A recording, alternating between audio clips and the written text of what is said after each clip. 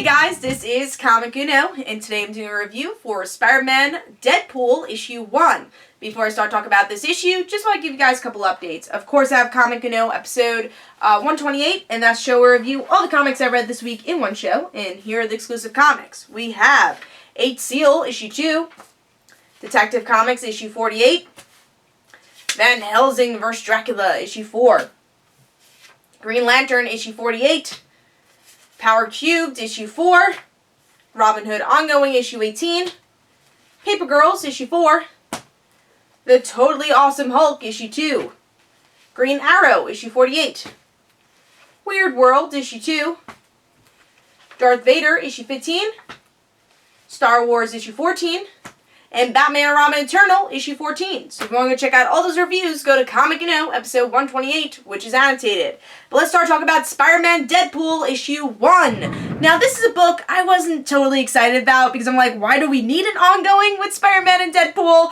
But also a book, of course, I was going to pick up, because I've been trying, certain Deadpool books, especially miniseries. I can handle Deadpool with miniseries, not so much as ongoing.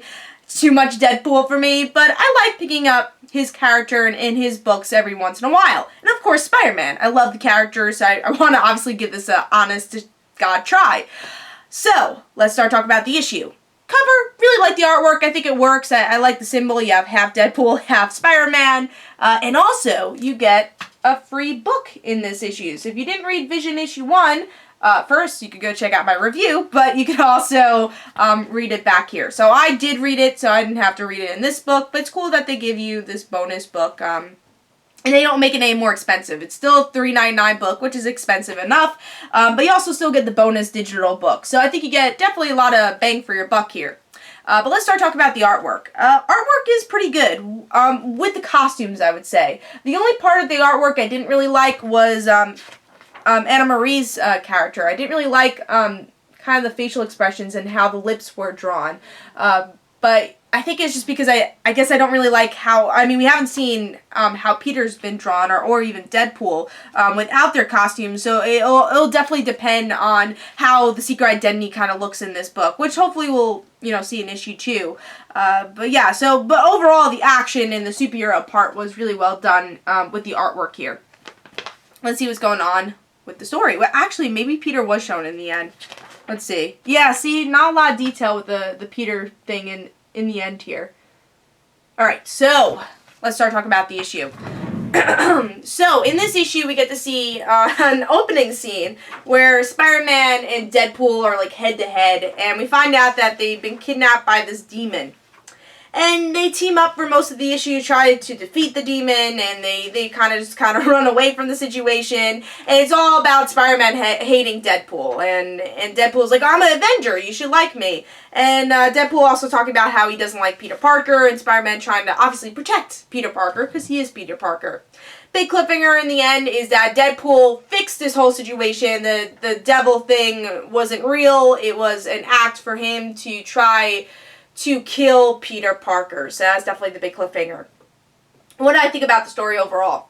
I really liked the cliffhanger. I thought the cliffhanger was interesting, where you're like, oh, alright, it was all set up. That, let's see where this goes. Especially that he doesn't know that Spider-Man is Peter Parker. I'm sure you'll find out.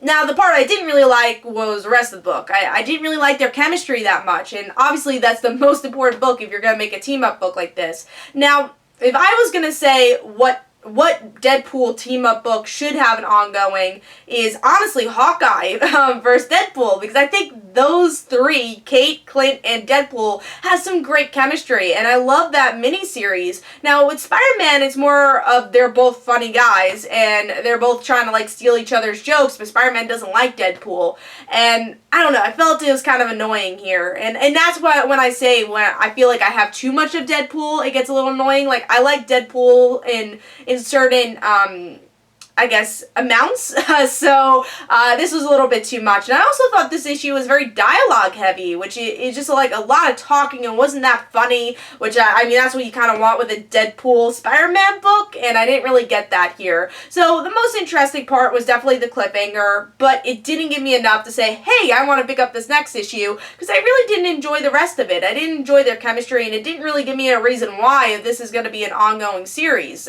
It seems like more of just event slash miniseries. So I mean, we'll see where it goes, but wasn't a big fan of the book overall. So I'll give Spider-Man Deadpool issue 1 2.5 stars. For me personally, I didn't think it was worth picking up, and I don't think it's worth $3.99, even with the free book. I guess if you haven't read Vision, maybe it is worth it, because you are getting a lot of pages here, but the story itself I felt wasn't worth it. So I gave it 2.5 stars. Hope you guys enjoyed. This is Comic Don't forget to follow me on Twitter. Don't forget to like my Facebook page. Also, description below, there is links for my comic book, Like Father, Like Daughter. And don't forget to like the Facebook page of Like Father, Like Daughter. And I'll see you guys later.